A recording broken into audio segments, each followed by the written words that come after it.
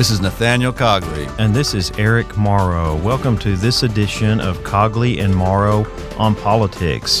Things are heating up, so it's time to be listening to us each week right here on KTRL FM 90.5, as well as on SoundCloud and on wherever you download your podcast, because you want to keep up. You don't want to miss out. You want some good analysis with civility and depth each week, and that's what we bring to you right here on Cogley and Morrow on Politics. Eric, I think our cover is blown. So the Nevada caucuses, if you stayed up late on Saturday night, you might see how those went. We are recording before we have that information. We have kids. We are not recording Sunday at noon. Right. We record a little ahead of time. So even as of recording time, we don't know how those Nevada caucuses play out. They're certainly interesting, certainly something we'll incorporate next week. But this first segment, we're going to focus on that big Democratic debate on Wednesday. This was the record-setting, most-watched Democratic primary presidential debate in U.S. history, and that was largely because Michael Bloomberg finally made the stage. As you mentioned last week, they changed the rules. No longer was there a unique donor threshold. It was all about poll results or having some delegates. Bloomberg qualified from some national poll results, and he finally made the debate stage. And I'll tell you, Eric, he walked into a Shark Tank there. They were coming at him pretty hard. They were, and now people are questioning his advisors to say, okay, You're not even on the ballot in Nevada. Why would you even get on stage? He maybe had a way out to say, well, that's the debate for Nevada. I'm not focused on Nevada. I'll join later. Right. And bought himself some time. But I do admire that he was, hey, if you guys invite me, I'll come. That's kind of the character and the spirit we would want. Mm-hmm. Also, there's some of these issues that maybe aren't good issues, but how will we expect this to go? How are you going to handle this on stage when 5 people are attacking you? And of course, they're all attacking each other. We have some clips. Let's play some clips. Get your thoughts on some of these clips. So this one was widely cited in the press. This is Elizabeth Warren right at the intro. And she's going to make a really strong attack here. Clip 1, AJ. I'd like to talk about who we're running against. A billionaire who calls women fat broads and horse-faced lesbians. And no, I'm not talking about Donald Trump. I'm talking about Mayor Bloomberg. Democrats are not going to win if we have a nominee who has a history of hiding his tax returns, of harassing women, and of supporting racist policies like redlining and stop and frisk. Look, I'll support whoever the Democratic nominee is, but understand this. Democrats take a huge risk if we just substitute one arrogant billionaire for another. So here's the irony, before I get your thoughts on this. When she gave her post-New Hampshire speech, she talked about how factions are forming in the party. This is unfortunate. If you're trying to be the last man standing, you could tear the party down, but we need to unite here. And boy, as soon as Bloomberg comes on the stage, she was as negative and aggressive as she could be, and to some degree effective. Eric, what do you think? I think she was effective in the debate, at least in terms of the attack. In terms of effectiveness for her own campaign, I think that's still to be questioned. Sure. Because if we think back, and we've pointed this out several times, that really her drop, at least in national polls, began when she went after Bernie Sanders. And so now we see the same thing with Bloomberg. I don't know if she's trying to help herself or if she's actually trying to help Sanders, which seemed to be the theme of the night, whether they were thinking and doing it directly or not. But this was very orchestrated. It was very clearly coming out from the very beginning. What I questioned when I was listening to it as well is how prepared Michael Bloomberg was. I mean, was there any inclination at all that he would be the focus of attack across from all the other candidates during the debate? And this just set it off, and it really set the tone for most of the debate. Yeah, I think he certainly knew these attacks were coming. I think he handled himself okay. I didn't give him an F, the C here, but what we hear from Warren there, this is her strength, and I've been thinking about this field and how no one brings the total package, but each of them brings something. And this is what Warren's consistently been good at. She's the best studied, the best prepared. She's a professor. She comes in ready. She's read the background. She knows what she's saying. She can cite things. And she was prepared for this debate, and she was prepared to go on offense against Bloomberg. She was, and she was arguing almost like you would argue in a courtroom for your side, because what question I had was, especially on the part where she identified the non-disclosure agreements later on. That's coming up. That's okay, right yeah, and that to me, it was not so much that was politics. There was not as much about fact and how these things actually work. It was an opportunity to attack Bloomberg and see how he would respond. Well, you segued us perfectly into clip 2. The mayor has to stand on his record, and what we need to know is exactly what's lurking out there. He has gotten some number of women, dozens, who knows, to sign non-disclosure agreements, both for sexual harassment and for gender discrimination in the workplace. So, Mr. Mayor, are you willing to release all of those women from those non-disclosure agreements so we can hear their side of the story?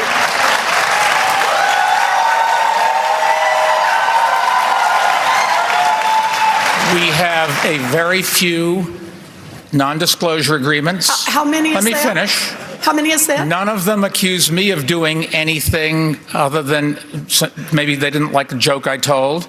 And let me put, there's agreements between two parties that wanted to keep it quiet, and that's up to them. They signed those agreements, and we'll live with it. So, All right, Eric. What do you think when you hear this exchange? You're right. I don't know if there's this deep substantive thing there, but I don't know that he handled it as good as he could. He didn't. And what should have been said, or what he should have been prepared to say, was that often with these non-disclosure agreements, those are wanted by the other parties as well. They don't want their name out there. They don't want their name out in the media. This is very, very political on the part of Warren, because she knows that. And with future companies they might work for. Right.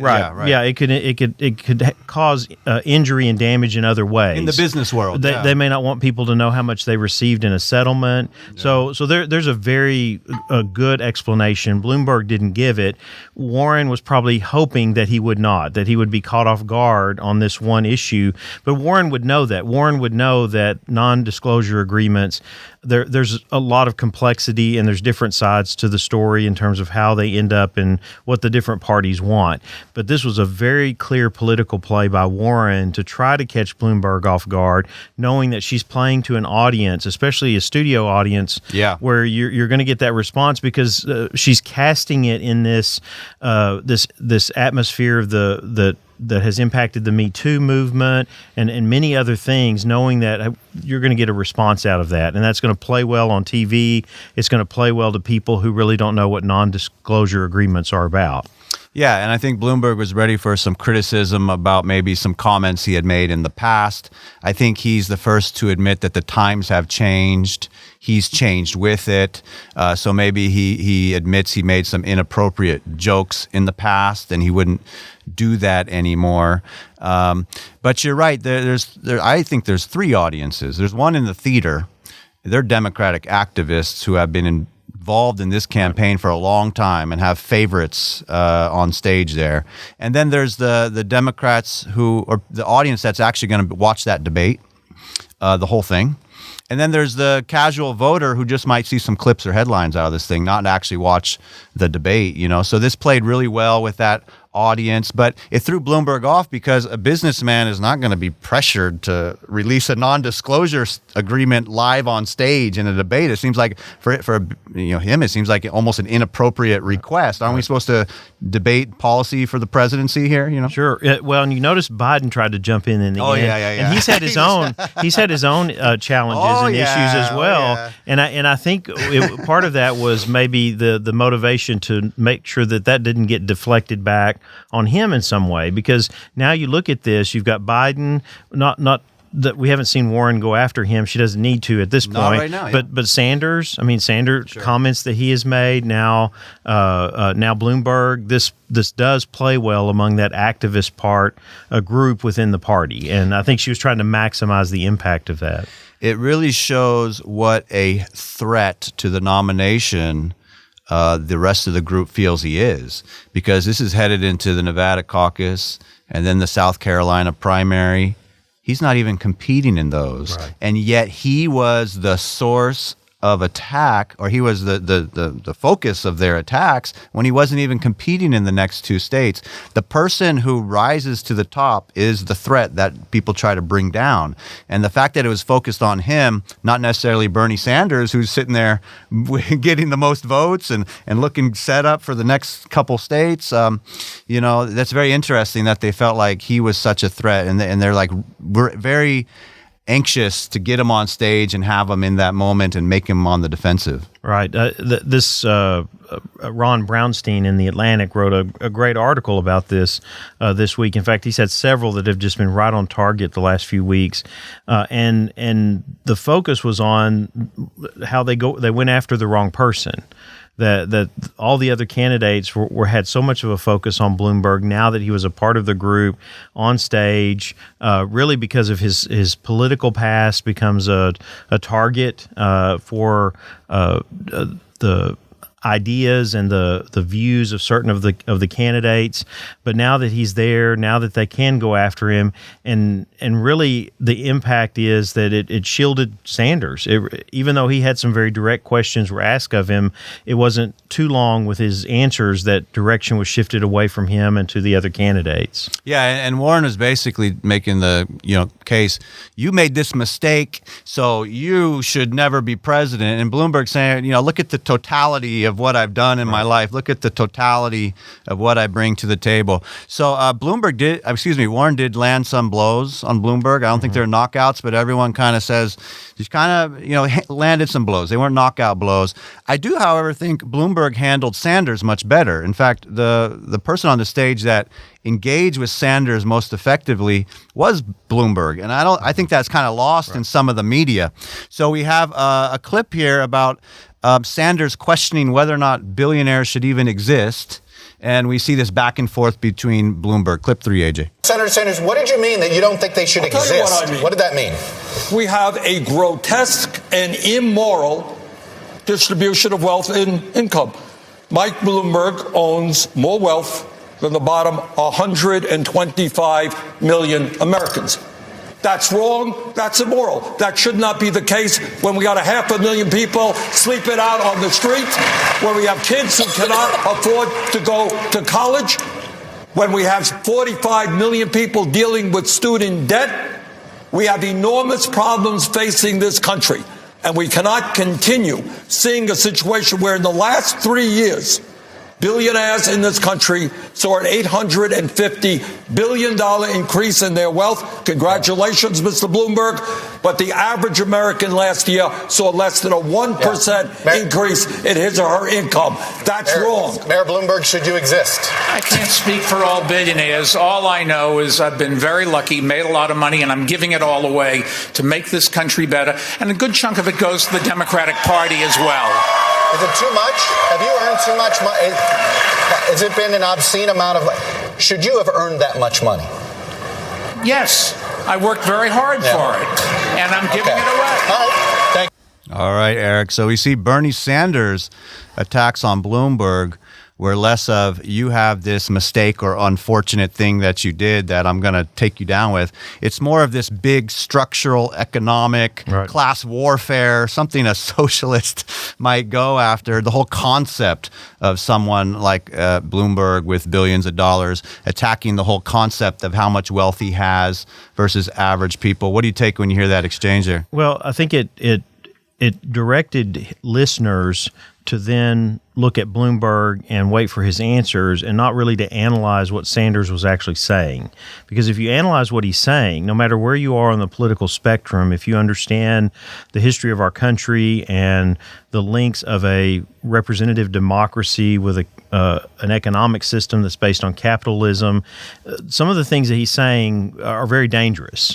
Because then you're saying, okay, well, if there are limits, or if there is a way of looking at and capping wealth and then wealth redistribution, who's responsible for that? And this even goes back to some of the things we could look at in terms of the founders in looking at limited government and limiting the power of government in order to maximize freedom, because all of a sudden now you're kind of swinging that to say, well, no, we need to expand the control and authority of government in terms of economic freedom, even more so than we've already done it over the course of history, implementing income tax and having social programs where money is collected and redistributed in certain ways. We've struggled always with a balance to do that. What we're talking about here is a massive structural change when he starts using that kind of language. It implies it. It doesn't mean that Sanders as president would be able to accomplish something like that. And I think it would be maybe as contentious of a presidency as we see in some aspects of Donald Trump's presidency if he was attempting to do that. But I think the analysis was lost on Bloomberg. It was him having to defend the fact that he's been very successful. He's a self-made billionaire. Right. He has made. You could look at his wealth. We're not talking about the illegality here, that he acquired it in some way that's not been a part of the economic system that we have in this country. But all of that Sanders rhetoric was all pointing to that, to try to cast him as the robber baron, someone that has gotten all of this at the expense of others, while there's 125 million people out there that are suffering because of him. Yeah, you can make $1 billion different ways, through corruption, or you can make $1 billion by being someone who's very valuable, who actually combines land, labor, and capital in a very innovative way that creates value. And I think that's the one critique I'd have on that answer. He said, did you deserve to make all that money? He said, yes, I worked very hard. It should have been, yes, I created a lot of value, because your average working man like me, I work hard too. I'm just not creating the level of value he's creating, which would justify his enormous wealth. Right. And think of all the people that benefit from what he's done. That's the nature of a capitalistic system, where there aren't limits on that, because as the idea here is that if someone's successful in that way, they have to employ people to be able to be successful. Yeah. Do we want to lose our billionaires? Are they really what's wrong with America? No, we want them to go abroad and create companies and investments abroad, that's a concern. I think that is a concern, and it's a concern that really challenges some very, like you said, broad structural issues here, that if most people started to think about this seriously, they should be raising some concerns as well, because what does that imply in terms of actual policy, or not so much in policy outcomes, but where government would be directed and what kind of challenges and tension and conflict that would create. Yeah, what are the unintended consequences of driving our billionaires away and discourage their continued involvement in the economy? So this continued on, and he started talking about workers, and this is where Bloomberg says, you're going down a road you shouldn't go down here. AJ, clip 4. You know what, Mr. Bloomberg, wasn't you who made all that money. Maybe your workers played some role in that as well. And it is important that those workers are able to share the benefits also. When we have so many people who go to work every day and they feel not good about their jobs, they feel like cogs in a machine. I want workers to be able to sit on corporate boards as well, so they can have some say over what happens to their lives. Mayor Bloomberg, you own a large company. Would you support what Senator Sanders is proposing? Absolutely not. I can't think of ways that would make it easier for Donald Trump to get reelected than listening to this conversation. This is ridiculous. We're not going to throw out capitalism. We tried that. Other countries tried that. It was called communism, and it just didn't work. We hear a number of things there. Sanders almost implying that Bloomberg's been exploiting these workers and making money off the workers. Of course, they've all probably got paychecks and healthcare plans. They probably have been compensated as part of the success of Bloomberg's financial empire that he's put together. And also suggesting workers should be on the corporate boards. Workers should run these companies. You know, the owners basically lose ownership once they have employees. What do you say, Eric? Well, again, some dangerous rhetoric if you start to analyze that for what it is, knowing the challenges of running these corporations, the kind of talent that they try to attract, the investment. You know, part of the engagement in running companies is the level of investment that someone has in that company. But I would say from Bloomberg, I mean, and this was experience too, working in New York City during the time that he was mayor, was that he brought a lot of the success from his business into the management of city government, and part of that was being able to attract people that have talent, that have ability, and to compensate them for that. And so I think Sanders is really off the mark here. I think he's trying to set something up structurally that is focused much more on equality. You know, that there has to be some level of evenness in all of this across the board. When and we look at it more in terms of equity, that we're not trying to not everybody have the same, but in our system is very much built on skills and abilities and how much those are valued in terms of the success of a company or an organization. And I think that again, to me, is very dangerous rhetoric. And I'm not saying that to say that we don't have challenges and issues, and we have used government in the history of our country to address the challenges of corruption and exploitation, and we're going to continue to have to do that. When you're in a free market system and you give as broad of economic freedom as possible, or as we can agree on, you're going to have abuses, and those abuses then are the responsibility certainly to find those and try to address those. But the way that Sanders is casting all of this, it's just it seems very contrary to the way that we have merged our economic system with government, and to me is very dangerous. Well, and it's an attack line coming straight out of some classic Karl Marx books about, you know, workers unite, workers owning these things. And you heard Bloomberg there say, you know, one, this is ridiculous. You're using this language, you're going to reelect Trump easily. And they said, we've tried this before. It was communism. It didn't work. That got an ooh, oh, ah from Bernie and his supporters. They call themselves socialist, not communist. Right. What do you hear when you hear the fine line between those words? Well, I think, again, it's rhetoric flying. I think most people, the average person, the challenge in them actually defining what that is, even knowing that we have some socialistic elements within our system of governance and economic system, but they're limited in terms of what Sanders is talking about. And I think Bloomberg was coming back with, and it's almost like this thing of, why are we even discussing this? I mean, why is this even a point of debate? Because he knows the economic numbers. He knows the economy's favoring Trump right now. As long as it stays stable and growing, it's going to continue to do that. And the stronger it is going into the election, the more of a threat that Sanders will appear to that. And so I think he's trying to warn everyone in a way of saying, why are we even discussing this? He recognizes the value of the system that we have and the critical election that this is, and really the danger. And I think that all the numbers, the things that we've looked at, some of the economic forecasts and so on, I don't see how, in defense of Bloomberg here, I don't see how that Sanders has a pathway forward in actually winning the presidency beyond the primary, when all of the things that he's railing about, the level of satisfaction among the majority of people, the stability of the economy, I just don't see where that gives him a chance. Yeah, and Bloomberg is hearing this socialist ideological rhetoric and going, my God, are you guys trying to beat Trump or what? I mean, this is not what's going to beat Trump.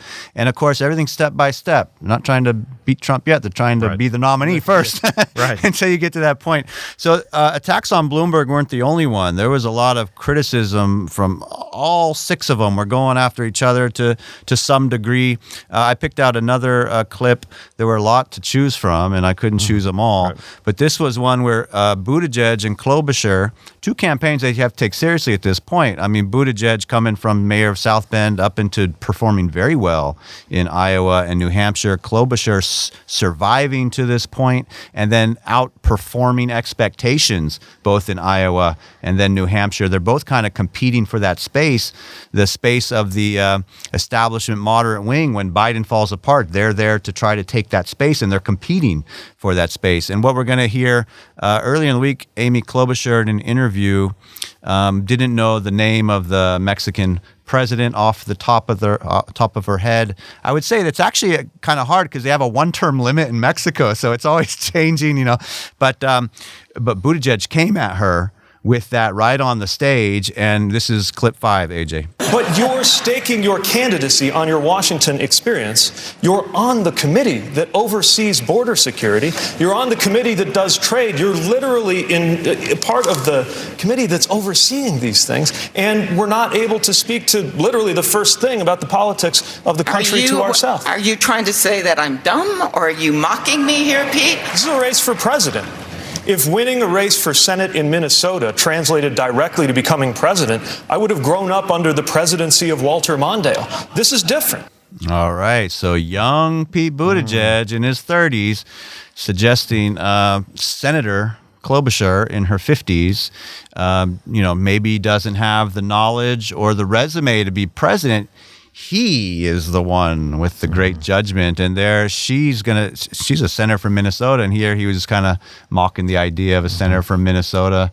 What do you hear when you hear Buttigieg and Klobuchar? I don't think things are headed in a great direction for Buttigieg here. Well, I think it may be on the surface a cover for his lack of experience. We talked about this would be when if and when he receives any attention. If he was even to get close to winning the nomination, I mean, the focus would really be on his lack of experience beyond local and regional politics. And so I think this was an opportunity that he took to say, well, you're already in a position where you should know these things. Now, we've seen presidential candidates trip up on these kind of things before. I mean, everybody thinks back to George Bush and the question about a leader in Africa and how that played out on Saturday Night Live, where Will Ferrell starts naming the cabinet of some country in the middle of Africa. And there's a great clip of Obama saying, "I've been to all 57 states." Yes, yeah. So I think it was played out. It was made to be more than it really was, in that here was something that a direct question. It was probably meant to be that way because we've seen this happen before, and Buttigieg went after it because of his a lack of experience, and since this was the tone of the debate, okay, let's just start attacking each other. Then here was an opportunity for him to bring that into question, and she was, I think, caught off guard a little bit from it, but she did come back and try to address some of those things. So in terms of consequences, I just don't see that is so significant at this point, and why that becomes such a focal point. And again, you think about it being the debate so much about the barbs, the one-liners, the things that get the audience response.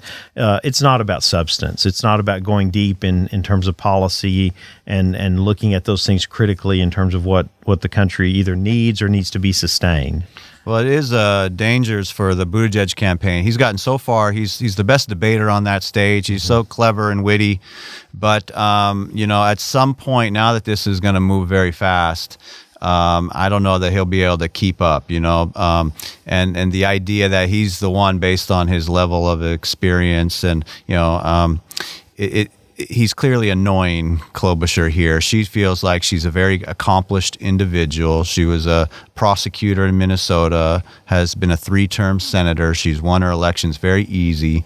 She's very familiar in D.C. She's a pretty loyal Democrat in the Senate. And he got into like criticizing her voting record in the Senate. And she's like, who are you? You know, who do you think you are? You're so presumptuous. You know, you think you're the perfect person, you know, in your 30s from mayor of South Bend, you know, and Buttigieg, who's done an amazing campaign. I certainly couldn't pull off a win like this in the primaries, but I just think it's reaching its end point here. So having processed this debate, how do you see this field going forward? I've been thinking about this, Eric, and I just think, Bloomberg's came down a little bit. If we look at the betting odds, he's come down a little bit. But I just don't know that the race was fundamentally changed by that debate when a lot of the headline stuff was. I think a lot of the headline was intentionally negative. One, Bloomberg's not a real Democrat. He's an independent. Mm-hmm. And I heard him in an earlier interview very well articulating the 12th Amendment, which is the Electoral College, and why it makes independent runs impossible, because you need a majority of electors or it goes to the House. You can't be the best of 3. You have to be better than both the Democratic and Republican nominee combined, or it goes to the House who selects one of their own. And he's just saying it's just not practical to do an independent run. Republican nomination is secured by Trump. The only way I could run is in a Democratic primary. So he gets it. He's in the Democratic primary because that's the only option here to really have a chance at the presidency. He's naturally an independent, and that's going to be a challenge for him going forward, is to become the nominee of the Democratic Party, given the fact that he's actually an independent. Mm-hmm. Right. I think that's the strategy from the beginning was what was a clear path to the White House, and of course having an open primary process with multiple candidates. I mean, it would have been interesting if he would have entered in the Republican Party and challenged Trump for the nomination, but that may not have been certainly a clear path in terms of an incumbent president. But to have the two of them at some point have to engage with each other, and that may still happen. But I think what we're seeing as the outcome of this, and at least some of the looking at some of the polling data, is that Sanders continues to benefit. He continues to gain some ground. It's not significant, as we talked about. He's got a strong base of support, but because of this attack on the other candidates and Bloomberg and whether he's pulling from Biden and so on, and so you see a grouping of all of these other candidates with Klobuchar basically in the bottom, Biden still holding his own a little bit, though he's dropped considerably nationally at the top, but everybody else in between. And so it's almost casting this going into these next two primaries and into Super Tuesday as Sanders versus everybody else. How much of the primary vote will other candidates receive over against Sanders?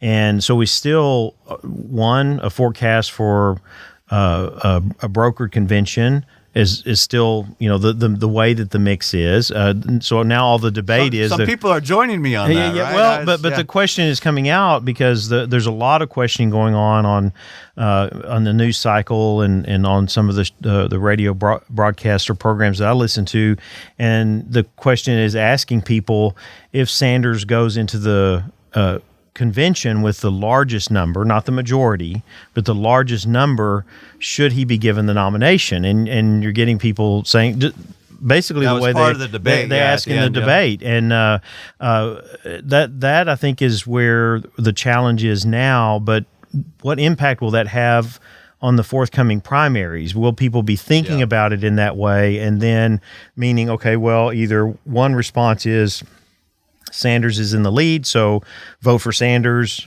Then we don't have to worry about a brokered convention and who may end up with the nomination, or not vote at all. I mean, I think one of the things that we need to be watching into Super Tuesday is actual turnout, and to see if this confusion and these challenges that are going on amongst the candidates and this separation that Sanders is gaining actually has an impact on people turning out and voting in the primaries. Yeah, and I think my main point there by saying Bloomberg's really an independent, that's one reason he's getting attacked. But also I think that's part of the reason the media was so happy to just attack his performance, give him an F when they should have given him a C. Is that, Democratic Party has a lot of control or influence on some media. And it was also interesting to see the Republican media, the media that prefers Trump, also went straight after, that was the worst debate performance ever in history, because he's challenging both the Democratic Party here, coming in as an independent, trying to get the opportunity to challenge Trump. There's no natural cheerleaders in there, but fundamentally it wasn't a great night for him. He's probably come down a little bit, but there's still a void in this field. The whole reason he entered late in the first place is you have Sanders with a nice momentum, but a horrible matchup against the president, and no one else has been able to fill that role of a great option here. Bloomberg brings these resources. He has a very credible resume. He brings these resources, and I still think he has that strength going forward. He is outspending everyone in history, and particularly these other candidates. They get money from, campaign donors, and that lets them go another week, and that lets them focus on the next thing in the process, and that lets them go from state to state. Bloomberg's spending money in every Super Tuesday state, records amount. He's even spending money in April states. I heard he already broke the record in Pennsylvania, which is an April state. I mean, he is just able to do this great media buy with rather effective commercials, selling a rather impressive resume, and the other ones don't bring the resources. He brings the resources to try to fill a void. Biden has the resume, but he's not inspiring the confidence. He sticks around. Buttigieg, best debater on the stage, but lacks the resume and experience to really make a final sale with it. Klobuchar is probably the best positioned in terms of being potentially a unifier for this party, but she doesn't have the momentum or the attention. She's like a lot of people's, second option, not their first option.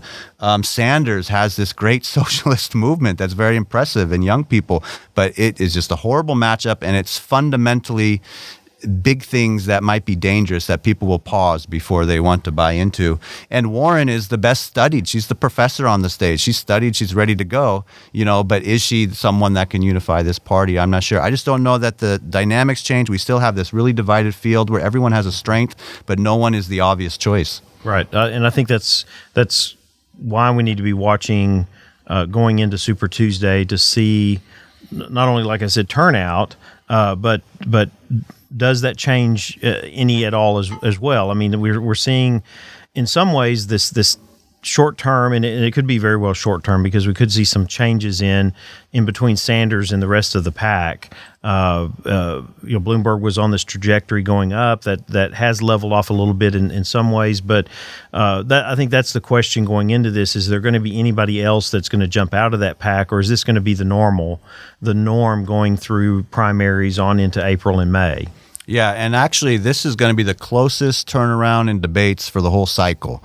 So they're going to have another one on Tuesday night. So the headline focus on this particular debate. We're going to have a new debate to analyze. The dynamics might be very different. We're also going to start to get just a ton of states coming through that definitely Bloomberg can compete in. Not sure if they're all going to make it to these other states. Very interesting. And your focus on Super Tuesday is a natural, great segue to our second segment after the break, which will be on Texas, one of these Super Tuesday states. Stay tuned for more Cogley and Morrow on politics following the break. Looking for a fun, casual podcast? Well, listen to Cruising the Planet. Conversations between a rotating crew of broke college students just trying to get through the semester. Listen in live every Wednesday at 6:30 p.m. Central on the Tarleton Radio YouTube channel, or listen to the episode afterwards wherever you get your podcasts. Just search Cruising the Planet. Welcome back to Cogley and Morrow on politics. So we were talking about Super Tuesday is going to be big, bunch of states coming up. And we are, of course, in the great state of Texas. Eric, you are the native Texan in the room. You know it much better than me. I don't compete with you on Texas at all. How's Texas looking? It's a big state. It's an important state. How's it looking when we look at this field specifically to the Texas contest coming up? So it's a field that has really changed over the last several months when you're looking at the national polling compared to looking at Super Tuesday primary states, and then of course looking to Texas, which is going through a political change in and of itself. I mean, this the gains that the Democratic Party has made in the congressional delegation. So these primaries are always an opportunity to look at turnout and to look at where the direction of that is going. And we've gotten into that on other shows where we talked about party change in Texas and what's happening. But really in the primary, what we've seen over a short period of time is Biden really lose a significant amount of ground and other candidates gain. And some of that, whether it's gone to Sanders or I think most of it, as we've identified, has gone to Bloomberg, it's really changed kind of the look going into Super Tuesday. And I think after this next week's debate, I'm not sure the significance of the debate in Nevada on Texas primary voters for the Democratic primary, but this next debate will be a week out from that vote. Early voting has already begun in the state.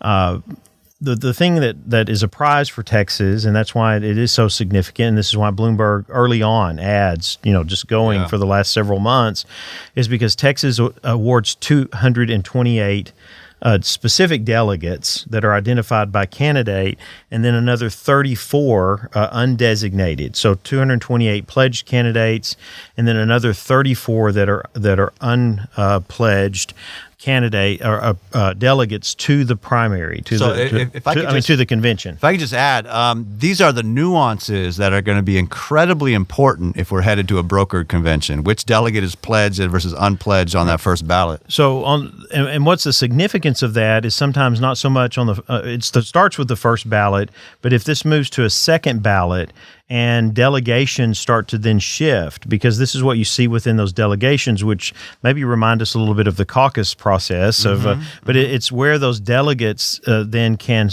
switch their pledge on that second ballot. And so that's what's significant with a large state like Texas, is because if there's unanimity among a delegation after the first ballot, or if they can gain that, then that usually can put the effort behind a specific candidate and help to sway not just more states, but also the outcome, given the large number of delegates. So Texas is very, very significant in this, and part of it is alongside with a California and a New York, but California and New York, a little more predictable in the past. Maybe it's going to be a little challenging if we have the mix that we do going further into the primary and we don't see some of these candidates drop off.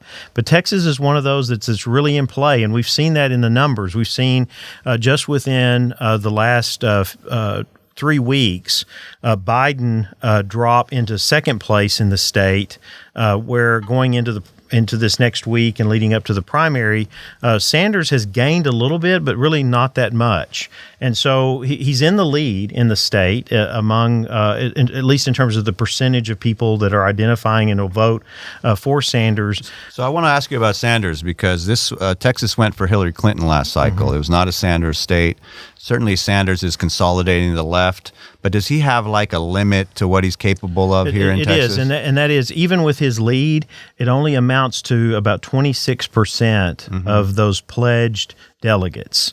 So that tells you that's not a significant enough challenge to overcome in the long term leading to the convention. It seems like Sanders' only chance to come out on the top in Texas is if the rest stay so divided. He may have this kind of ceiling of 26, and is 26 a plurality or not? I'm curious. It seems like Bloomberg is a good match for Texas for two reasons. The population of Texas, second largest state in the union, means those ads are the way to get out. You're just not going to go to every small town and diner and meet everyone. You got to get massive ad buys. He's been doing that already. He doesn't need to raise cash for Texas. He's already been spending in Texas rather effectively. And the other thing is Texas is open primary. So people who are independents or even Republicans can participate, where Bloomberg, as an independent himself, is going to do well in open primary states. And you would think that. And I had thought that as well going into these last few weeks, that Bloomberg would, and he's made some ground. He's come from nothing, 0 to really he's at 10%. That could increase some more by Super Tuesday, but that puts him easily in fourth behind Sanders, Biden, and even Warren in Texas. And so what maybe start to be concerned about this a little bit in terms of the impact of Bloomberg and looking at this and what his chances may be was the recent University of Texas Tribune poll that just had come out this week that ranked. And so here you have Bloomberg in fourth place, but he's been coming up fast and maybe even with Biden by Super Tuesday if he continues on this trajectory. And the commercials will continue, so this progress will keep going. Right, but they also ask a question, not just on who would vote if the primary was held today, but there was a second question that said, of the remaining possible candidates, who would be your second choice, or have you not thought about it enough to have an opinion?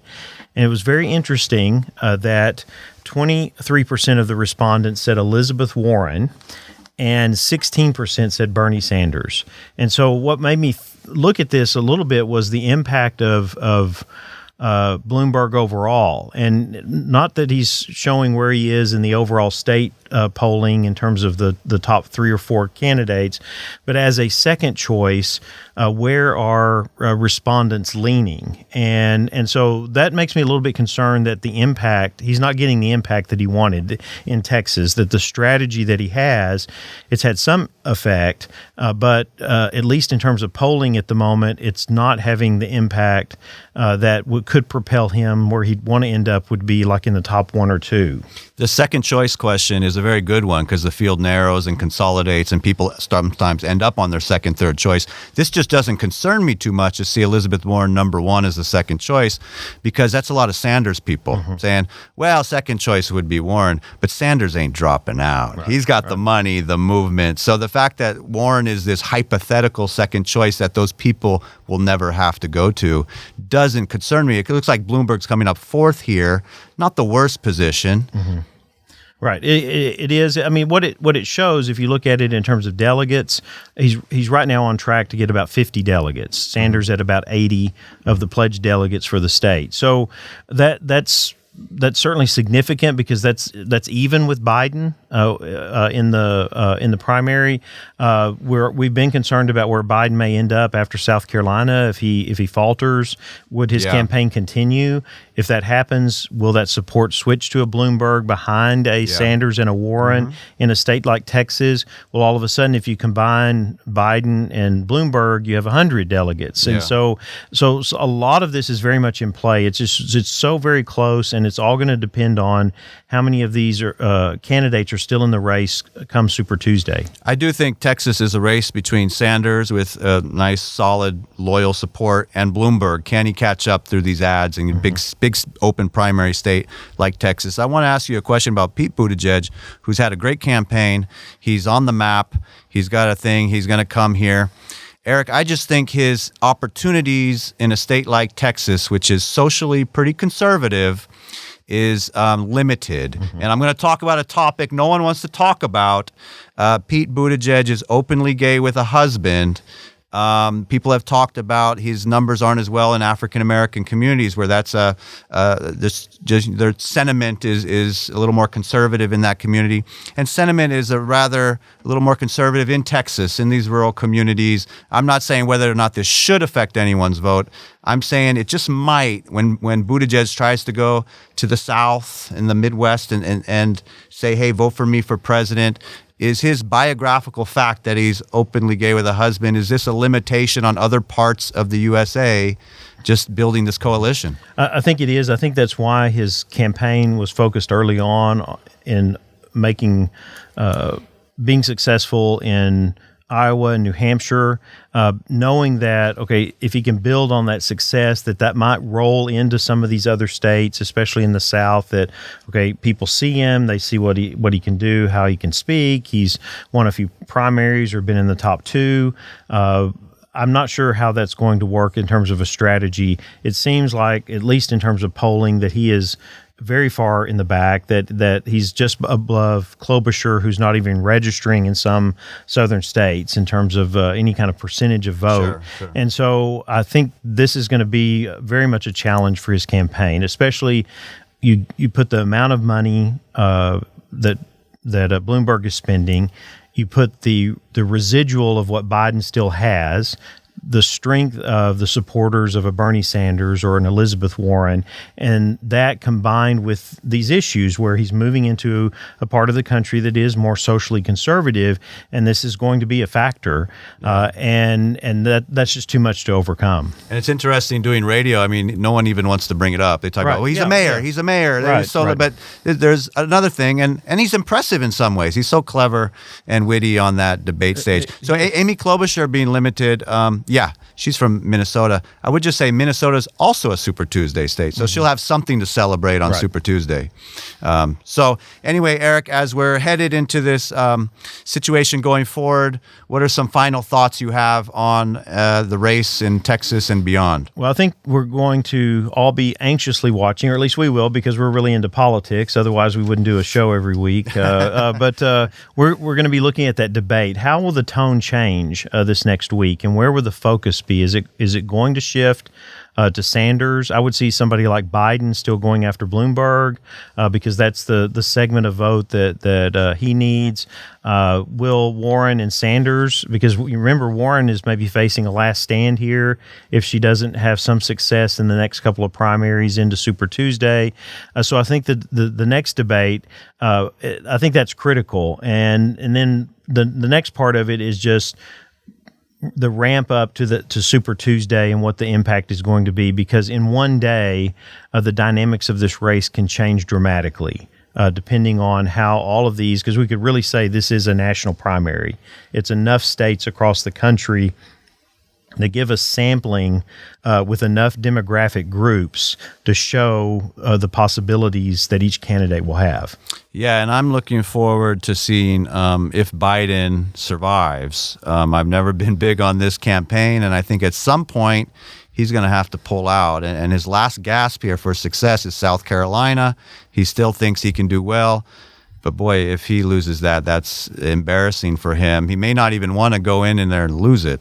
And then that's a lot of poll numbers that freed up, and to see where they go. Like you're talking, the second choice, those Biden supporters who are important supporters because that's the establishment candidate. Mm-hmm. That's where a lot of the connections and money started. And who's the second choice for that, the inevitable person who didn't come through? Where does that go? That's going to be very interesting to watch and very important, I think.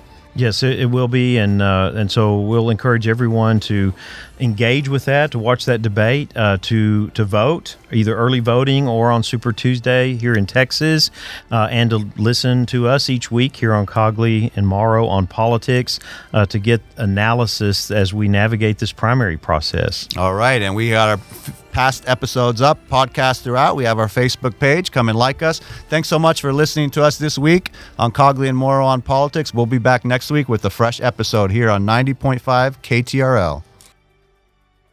This has been a Tarleton Radio Network podcast with production from AJ Heyer and Taylor Welch. Find more great shows by searching Tarleton Radio Network wherever you get your podcasts.